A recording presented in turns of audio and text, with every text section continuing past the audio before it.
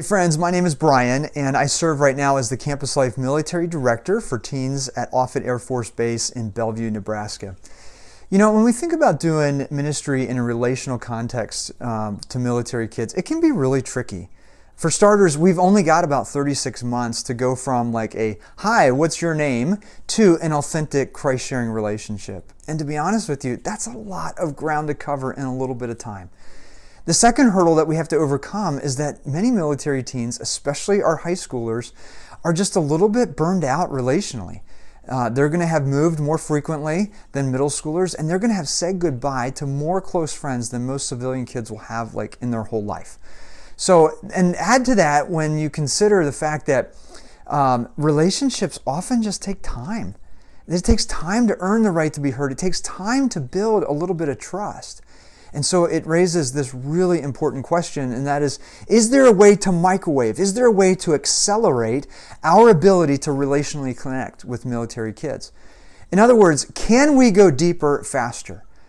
And I think of the story in John chapter 4 where Jesus has that conversation with the Samaritan woman at the well. I'm sure you're familiar with the story. And I looked at that again this week, and I was just struck by a couple observations that I think are relevant to our question here. And the first observation is this, is that Jesus embodied the greatest commandment. Nobody lived out the greatest commandment more than and better than Jesus. Jesus loved God with everything that he had, and he loved others out of the overflow, out of the rich relationship that he had with the Father. You see, he applied his own principle from abiding in the vine that we read a little bit later in John's Gospel, John 15, 1 through 8. And so he had that intimate connection. He embodied the greatest commandment. The second thing that I notice about Jesus in this story is that he took the whoever seriously.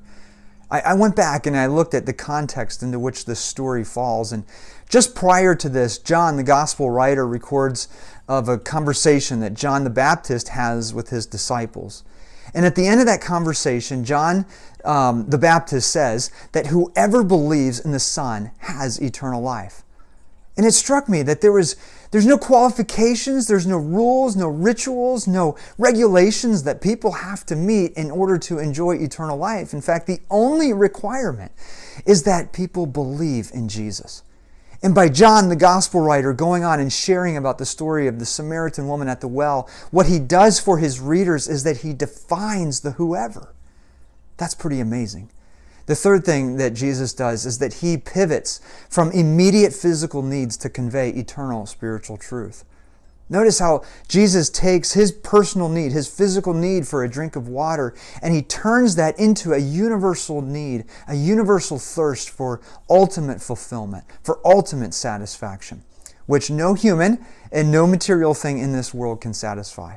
It's that God-shaped hole that we all have that Solomon talks about in Ecclesiastes chapter 3. So a couple questions for you, just for your thoughtful consideration is this. How is your connection to the vine? Are you living out the John 15, 1 through 8 principle? Number 2, are you daily, moment by moment, walking in an abiding fellowship with God? And if you find yourself struggling a little bit, maybe there's an unconfessed sin. Maybe there's something in your life that you just need to bring before God and say, you know what? I've been struggling in this area and I need to lay that before you. What might that be for you?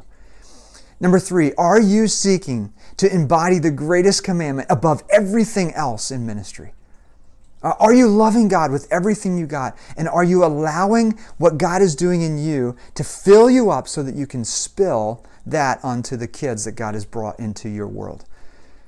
Here's another question for you to think about. In your zeal to grow your program, do you have a tendency to overlook those that are on the social periphery? When you visit teens on their turf, maybe you go to their lunchroom or a sporting event or a concert, do you seek out those that are lost, those that are lonely, those that are the least? Or do you find yourself going toward the more popular, more attractive kind of kids? And here's another question for you to think about. Can you overlook gender and sexual orientation issues? Can you overlook the cutting? Can you overlook the smoking, the drinking, the vaping, the porn addiction, whatever else their addiction may be? Can you overlook that? To see that underneath that there is a painful thirst for lasting meaning and fulfillment. And then the kids just need to be coached in the right direction on where that can be found.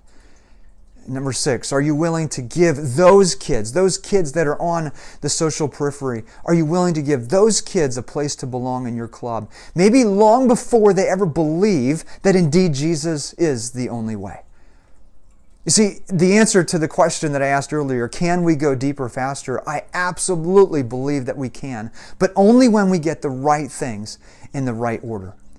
I believe it starts with embodying the greatest commandment, which is manifest through an unconditional, blind acceptance of others, no matter what their barriers may be, no matter what their behaviors might look like, however warped or twisted that may be. But can we see those kids through the lens of lost and thirsty, ever-living, never-dying souls? Honestly, relational ministry to transient military teens is hard and it will hurt. It's going to cost us a lot in relational currency. And it will cost us even more when we're doing the wrong things in the wrong order.